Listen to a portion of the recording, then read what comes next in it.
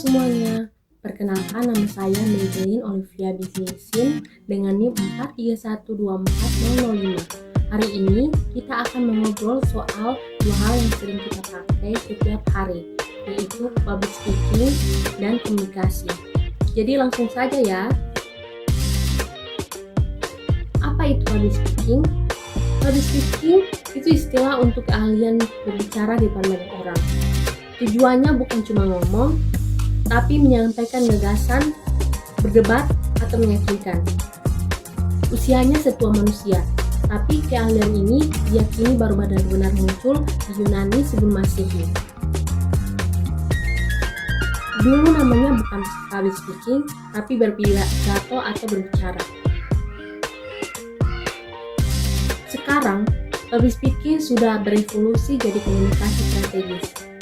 Tujuannya mempengaruhi, menginspirasi, dan menyampaikan pesan secara terstruktur.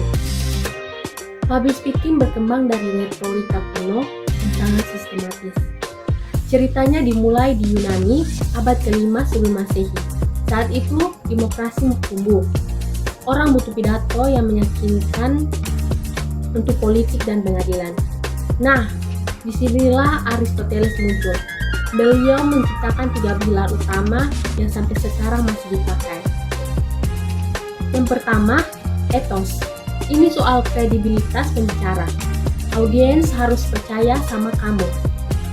Kedua, pathos. Menyentuh emosi pendengar, bisa sedih, senang, atau semangat. Dan yang terakhir, logos, yaitu argumen logis berbasis fakta dan data. Dalam perkembangannya, retorika punya 3 tujuan utama. Yang pertama, to inform, atau memberikan informasi. Kedua, to persuade, meyakinkan atau mempengaruhi. Ketiga, to entertain, atau inspire, menghibur dan menginspirasi. Tapi, dalam praktik sehari-hari, ada 5 fungsi public speaking yang paling dominan. Fungsi pertama, meyakinkan. Contohnya, saya percaya bahwa setiap rintangan adalah peluang untuk belajar. Kedua, memberikan instruktur. Maksudnya memberi instruksi. Seperti, alangkah baiknya kita lebih hati-hati di media sosial. Ketiga, menginformasikan. Misalnya, inti permasalahan ini adalah komitmen kita. Keempat, menstimulasi. Contohnya, harapan selalu ada. Tinggal bagaimana kita menghadapi tantangan ini. Dan yang kelima, menghibur dengan menyisipkan humor segar. Kelima fungsi ini bisa kita pakai sesuai kebutuhan. Selanjutnya, keuntungan belajar public speaking. Menurut ahli komunikasi Dave Ito tahun 1994, ada 3 keuntungan mempelajari public speaking. Yang pertama, meningkatkan keahlian di bidang akademik dan karir. Kamu jadi lebih percaya diri saat presentasi tugas atau wawancara kerja. 2. Memperbaiki kemampuan komunikasi secara umum, termasuk komunikasi sehari-hari. Yang ketiga, secara spesifik, meningkatkan kemampuan berbicara di depan umum. Jadi, belajar public speaking itu investasi jangka panjang. Baik, sekarang kita beralih ke sejarah komunikasi. Komunikasi bermula dari era prasejarah, yaitu syarat tulisan gua sekitar 40.000 tahun sebelum Masehi, lalu tulisan Sumeria pada 4.000 tahun sebelum Masehi. Setelah itu, Yunani kuno abad ke-5 sebelum Masehi mensistematisasi retorika lewat Aristoteles.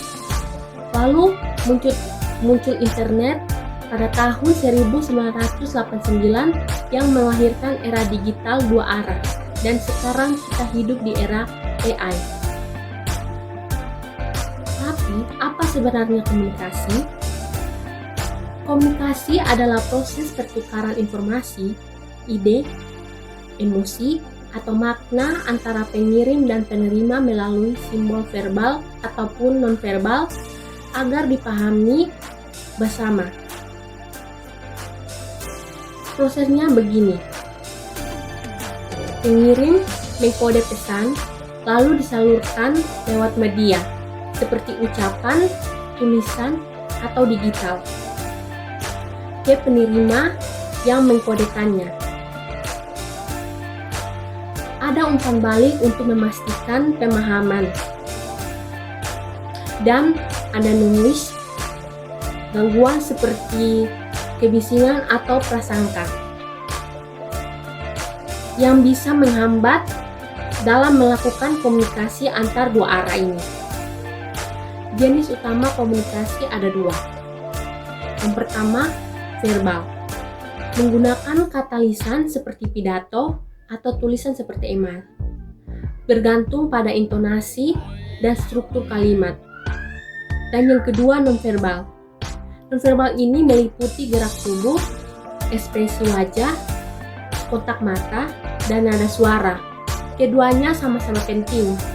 Bahkan dalam public speaking, komunikasi nonverbal sering lebih berpengaruh daripada kata-kata.